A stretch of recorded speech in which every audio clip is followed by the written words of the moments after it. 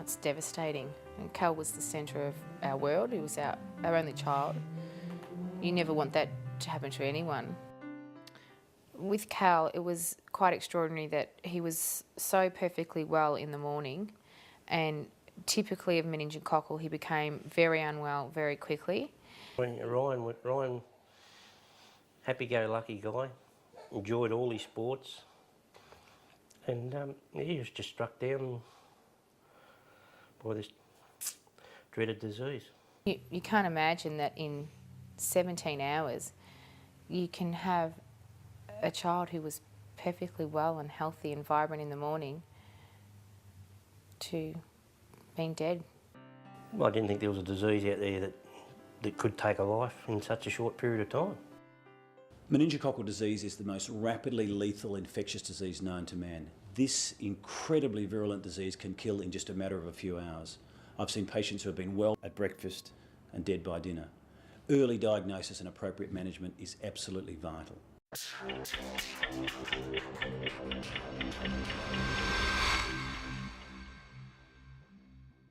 Meningococcal disease is a type of meningitis or septicemia caused by the meningococcal bacteria, which can invade either the lining of the brain or the bloodstream, or both.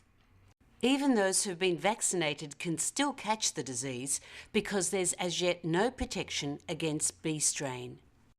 Those most at risk are babies and young children, teenagers and young adults up to the age of 25.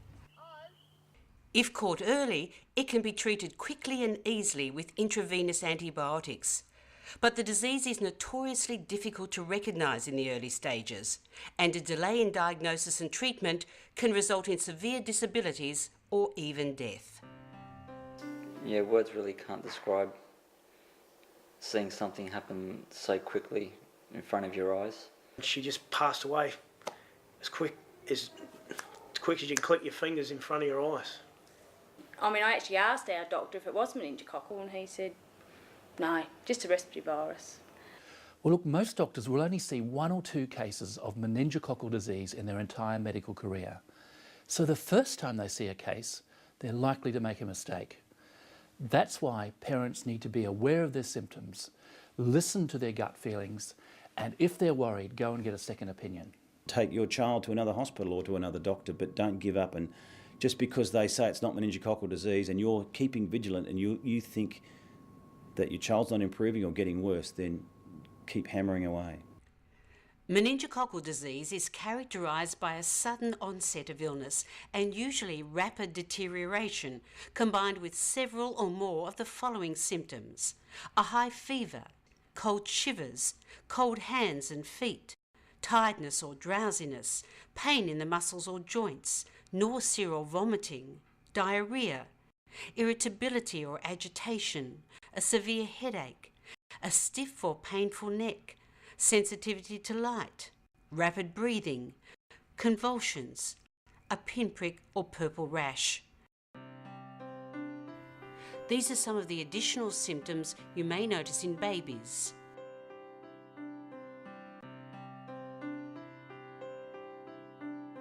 The most dangerous symptom is the rash in the later stages, usually starting with pink pinpricks or a small bruise and developing into purple blotches at the final critical stage. Well, anyone with several of these symptoms should be seen by a doctor and checked all over for signs of a rash. And whether there's a rash or not, if there is a suspicion of meningococcal disease, they should be treated straight away with intravenous penicillin. Early antibiotics can mean the difference between life and death. Rest assured, the majority of meningococcal victims survive without any disability. I feel very lucky. The doctors and nurses just kept coming in and telling me how lucky I was not only to survive it, but have no brain damage, no loss of limbs, anything like that, and just it is a beatable thing if you catch it early. Diagnostic tests for meningococcal disease currently take 4 to 48 hours for a result. But a Melbourne research and development team is working on a test that will provide the crucial results in less than 15 minutes by using antibodies to detect meningococcal bacteria in the blood. They're hoping this will be available to doctors by the end of 2010.